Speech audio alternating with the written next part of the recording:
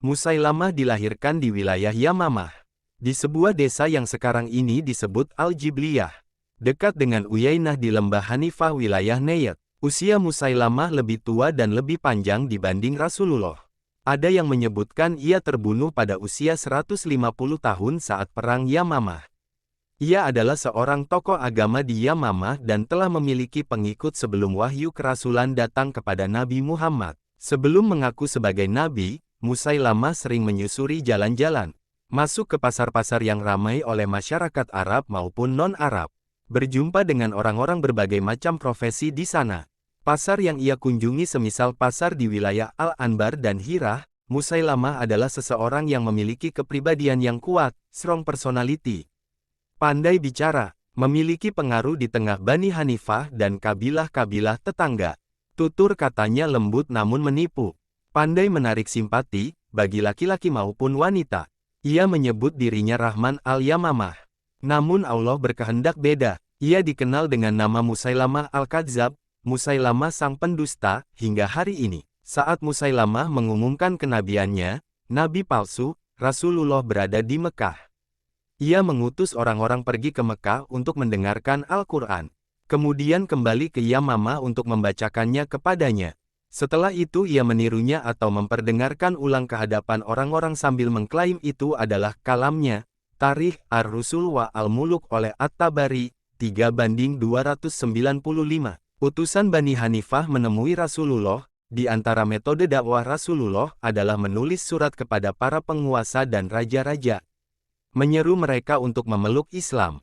Seruan dakwah tersebut sampai juga kepada Hauzah bin Ali al-Hanafi, seorang penguasa Yamamah yang beragama Nasrani. Setelah menerima surat tersebut, Hauzah mengajukan syarat agar kekuasaan diberikan kepadanya. Nabi Muhammad menolaknya. Tidak lama setelah itu Hauzah pun wafat. Pada tahun ke-9 tokoh-tokoh Bani Hanifah yang berjumlah beberapa belas orang laki-laki datang menemui Nabi Muhammad di Madinah. Di antara mereka terdapat Musailamah.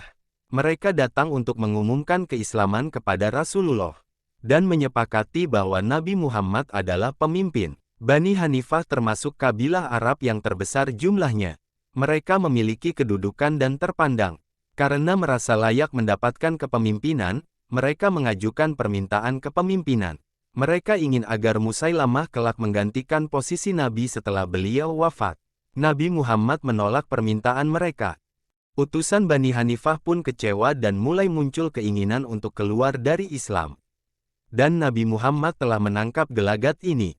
Ketika hendak pulang ke Yamamah, mereka berkata kepada Rasulullah, "Sesungguhnya kami meninggalkan salah seorang sahabat kami di perbekalan kami untuk menjaganya." Rasulullah menanggapi, "Kedudukan dia, Musailamah, tidak lebih buruk daripada kedudukan kalian."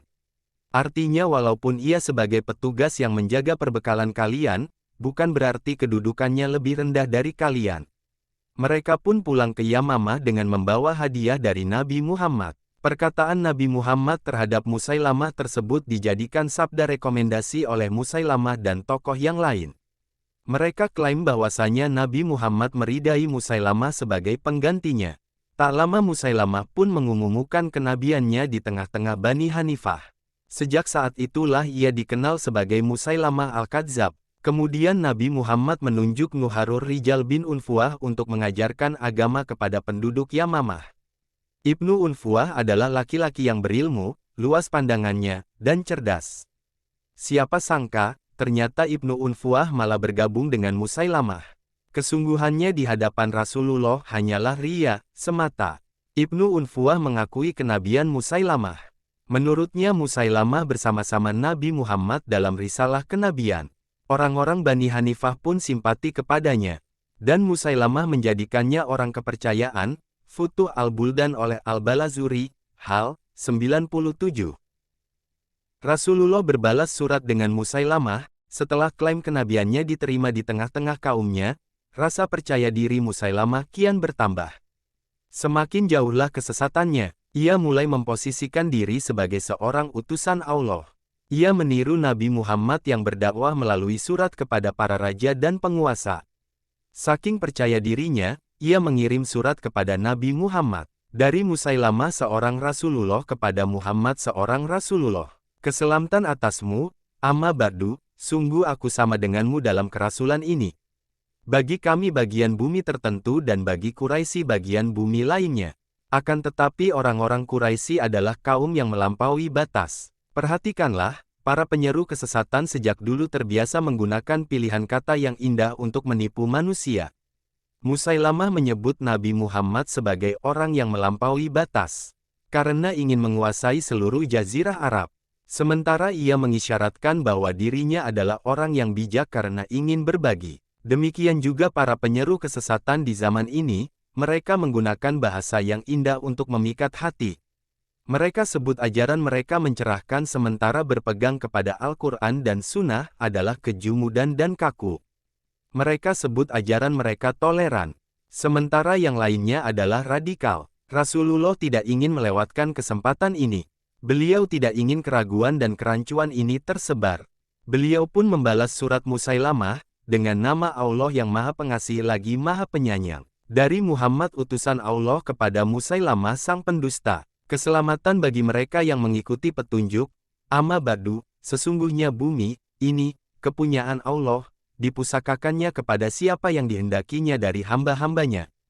Dan kesudahan yang baik adalah bagi orang-orang yang bertakwa. Setelah membaca surat itu, Musailamah memutilasi sahabat Nabi, Hubaib bin Zaid radhiyallahu anhu, yang Nabi tugaskan untuk mengantarkan surat kepada Musailamah al-Kadzab. Peristiwa ini terjadi di akhir tahun ke-10 Hijriah. Fanatik suku, Sajak pun disangka wahyu, Musailamah mulai menjadikan Yamamah sebagai tanah haram. Ia juga mulai menyusun Sajak yang ia sebut sebagai Al-Quran. Al-Mutasyamas bin Muawiyah, paman dari Al-Ahnaf bin Qais, pernah mendengar sajak-sajak Al-Quran palsu yang dibacakan oleh Musailamah.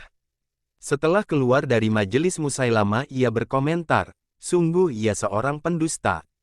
Al-Ahnaf juga mengomentari, dia bukanlah nabi yang sebenarnya. Bukan pula seorang yang pintar dalam berpura-pura menjadi nabi. Orang-orang Yamamah yang mengikuti Musailamah begitu fanatik dengan dakwah kenabiannya. Mereka bangga orang-orang dari keluarga Rabi'ah bersaing dengan keluarga Mudar. Yakni keturunan Rabi'ah juga punya nabi sebagaimana keturunan Mudar punya nabi, yakni Nabi Muhammad. Pengakuan kenabian terhadap Musailamah sangat dipengaruhi fanatisme kabilah dan suku. Suatu hari Talah An-Namiri datang ke Yamamah untuk bertemu Musailamah. Ia ingin mendengar langsung dakwahnya dan menguji kenabian pembuat wahyu palsu ini. Ketika sampai di majelis Musailamah, Talah menyebut nama Musailamah langsung. Kaum Musailamah menjawab, sebut dia Rasulullah. Tidak mau, sampai aku melihatnya dulu, kata Talah. Ketika Musailamah datang, Talah berkata, engkau Musailamah? Iya, jawab nabi palsu si tukang tipu. Siapa yang datang kepadamu? Tanya Talah. Musailamah menjawab, Rahman, Allah pen. Dalam keadaan bercahaya atau dalam kegelapan? Selidik Talah. Dalam kegelapan, jawab Musailamah. Talah berkata, sungguh aku bersaksi engkau adalah pendusta, dan Muhammad adalah yang benar. Akan tetapi pendusta dari Rabi'ah lebih kami cintai dibanding orang yang jujur dari Mudar. Tarikh Ar-Rusul wa Al-Muluk oleh At-Tabari, 3, 283-286, Asadul Gabah oleh Ibnul Atsir, 1,443, dan Al-Mufassal fi Tarikh Al-Arab Qobla Al-Islam oleh Jawad Ali, 6,97. Untuk menguatkan posisinya, Musailamah menikahi seorang perempuan dari Bani Tamim, kabilah besar lainnya di masyarakat Arab. Perempuan itu adalah Sajah binti Al-Harits bin Suwaid at-Tamimiyah. Wanita ini memiliki kesamaan dengan Musailamah, sama-sama mengaku nabi. Ia mengajak kaumnya Bani Tamim dan paman-pamannya dari kabilah Tahlib dan kabilah-kabilah Rabi'ah lainnya. Bersatulah kelompok besar ini dalam fanatisme kesukuan mengklaim sebuah kedustaan. Kemudian mereka menantang kekhalifahan Abu Bakar di Madinah. Ketika Rasulullah wafat, Abu Bakar radhiyallahu anhu menggantikan beliau memimpin umat Islam. Di antara kebijakan prioritas Abu Bakar adalah mengirim pasukan menghadapi orang-orang murtad. Semisal pengikut Musailimah al-Kadzab dan lainnya. Abu Bakar mengirim Ikrimah bin Abi Jahl dan didampingi Syurahbil bin Hasanah menghadapi nabi palsu pendusta itu. Setelah mengemban tugas, Ikrimah terburu-buru melakukan penyerangan. Ia dan pasukannya pun berhasil dipukul mundur para pembela Musailimah. Ikrimah mengirim surat kepada Abu Bakar, mengabarkan kondisi di Palangan dan meminta masukan kepadanya. Abu Bakar mengatakan, "Wahai Ikrimah, aku tidak menyaksikanmu dan engkau juga tidak melihatku. Janganlah engkau kembali ke Madinah, sehingga moral pasukanmu turun. Teruslah berjalan hingga engkau berjumpa dengan Hujaifah dan Urfujah. Keduanya bersama orang-orang Oman dan Mahrah. Bergabunglah bersamanya, apabila keduanya sibuk dengan tugas mereka, teruslah maju. Berjalanlah, berjalanlah, bersama pasukanmu tanpa menghiraukan orang-orang yang kalian temui. Hingga nanti kalian berjumpa dengan Muhajir bin Abi Umayyah di Yaman dan atau di Hadramaut." Abu Bakar juga menulis surat kepada Syurahbil agar tetap di posisinya hingga Khalid bin Walid datang. Setelah misi di Yamamah tuntas, mereka diperintahkan bergabung dengan Amr bin Al-Aish menuju Qodo'ah. Khalid menunggu utusan yang dikirim kepadanya di wilayah Al-Batah. Ketika mereka tiba, barulah ia berangkat bersama pasukannya ke Yamamah menghadapi Musailimah. Hari Akribah, di Yamamah, Musailimah mendengar pasukan Khalid telah mendekat. Ia memberi sambutan dengan menyiagakan pasukannya di Akribah. Saat kedua pasukan berjumpa, tidak ada harga tawar kecuali peperangan. Pasukan kecil Musailimah yang terdiri dari 40-60 orang berhasil dikalahkan. Perang pembuka ini dimenangkan oleh Khalid dan pasukannya. Keesokan paginya, pasukan Khalid kembali berjumpa dengan pembela Musailimah. Seruan dan motivasi pembela nabi palsu itu adalah kesukuan dan kehormatan keluarga. Anak Musailimah Al-Kadzab, Syurahbil bin Musailimah, memotivasi pasukannya dengan mengatakan, "Berperanglah untuk membela nasab kalian dan jagalah istri-istri kalian." Panji kaum Muhajirin dipegang oleh Salim Maula Abi Hujaifah radhiyallahu anhu. Orang-orang Muhajirin berkata kepadanya, "Kami khawatir akan ditimpa kekalahan karena dirimu." Para sahabat Muhajirin meragukan kepemimpinan Salim dalam perang ini. Salim menjawab, "Kalau demikian, aku adalah sejelek-jelek pembawa Al-Quran." Ia menepis keraguan Muhajirin. Adapun panji perang kaum Ansar dipegang oleh Sabit bin Qais bin Syammas radhiyallahu anhu, khatib Rasulullah. Dengan pasukan besar, tidak kurang dari 100.000 orang, pasukan Musailimah Al-Kadzab berada di atas angin dan berhasil menekan 12.000 pasukan kaum muslimin di awal peperangan. Mereka berhasil memorak-morandakan pertahanan kaum muslimin. Mereka menerobos barisan tentara-tentara Allah hingga berhasil masuk ke dalam kemah Panglima Khalid bin Al-Walid. Istri Khalid hampir tewas dalam peristiwa itu. Dalam situasi genting tersebut, Sabit bin Qais memotivasi dirinya dan kaum muslimin dengan mengatakan, "Alangkah buruknya yang kalian biasakan, perbuat ini wahai kaum muslimin. Ya Allah, aku berlepas diri dari apa yang mereka orang-orang Yamamah perbuat. Dan aku mohon maafmu atas apa yang diperbuat kaum muslimin." Kemudian ia berperang hingga menemui ajalnya. Abu Hujaifah berkata, "Wahai para penghafal Al-Quran, hiasilah Al-Quran dengan amalan." Zaid bin Al-Khattab berkata, "Wahai para pasukan, buanglah kerisauan kalian. Hadapi musuh kalian, melangkahlah maju. Demi Allah, aku tidak akan berbicara sepatah kata pun hingga aku berjumpa dengan Allah. Barulah aku berbicara kepadanya dengan hujahku." Kemudian Zaid berperang tanpa rasa takut dan gentar. Saudara Umar bin Al-Khattab dan pemimpin pasukan sayap kanan ini dipertemukan Allah dengan Naharur Rijal. Orang yang mengkhianati amanah Rasulullah dan malah memilih bergabung dengan Musailimah Al-Kadzab. Pedang keduanya pun saling hantam hingga Naharur Rijal tewas. Kematian tangan kanan Musailimah ini kontan menurunkan moral pasukan Bani Hanifah. Kecamuk perang Yamamah kian memanas. Teriakan pengobar semangat, amarah, dan jeritan luka menggema di mana-mana. Gemerincing dan denting pedang saling menghantam. Desir suara anak panah dan tombak membelah angin. Deru-derap langkah pasukan berpacu dengan kuda-kuda. Mental yang lemah akan menggoyahkan langkah. Niat yang keliru membuat jihad yang berat tiadalah arti selain lumuran debu. Di kaki, tangan, dan wajah, jasad-jasad terhempas ke bumi berpisah dengan nyawanya. Itulah pemandangan yang terjadi dalam peperangan. Terkadang kaum muslimin menekan, kadang Bani Hanifah memegang kendali perang. Gugurlah dalam perang ini sahabat-sahabat mulia, Salim Maula Abu Hujaifah. seorang qori Rasulullah, dan gugur pula Zaid bin Al-Hattab, serta tokoh-tokoh Islam selain keduanya. Tewasnya nabi palsu, Musailimah Al-Kadzab dan para pembelanya terpojok dan lari ke kebun yang memiliki pagar tinggi. Pasukan sebanyak itu membuat kebun menjadi penuh sesak. 6.000 pasukan Musailimah berlindung di dalamnya. Kaum muslimin berusaha mengejar mereka, namun tak mampu memasukinya. Hingga Al-Bara bin Malik mengeluarkan ide nekat. Ia berkata, "Letakkan aku dalam baju besi. Kemudian angkat dengan ujung tombak. Angkatlah, hingga aku bisa mencapai ujung atas pagar. Lalu lemparkanlah aku ke dalam kebun. Akan kubukakan pintu dari dalam." Awalnya, orang-orang menolak usulan Al-Bara. Mereka khawatir akan keselamatannya. Sampai akhirnya mereka mengangkatnya dan melemparnya ke dalam kebun. Al-Bara pun masuk ke dalam kebun. Keberanian, keahlian dalam bela diri dan menggunakan senjata mengantarkan Al-Bara ke pintu gebarang setelah ia membunuh 15 orang. Gerbang kebun terbuka. Kebun yang awalnya menjadi benteng Musailimah, kini menjadi kebun kematian untuknya. Kaum muslimin berlari membanjiri kebun.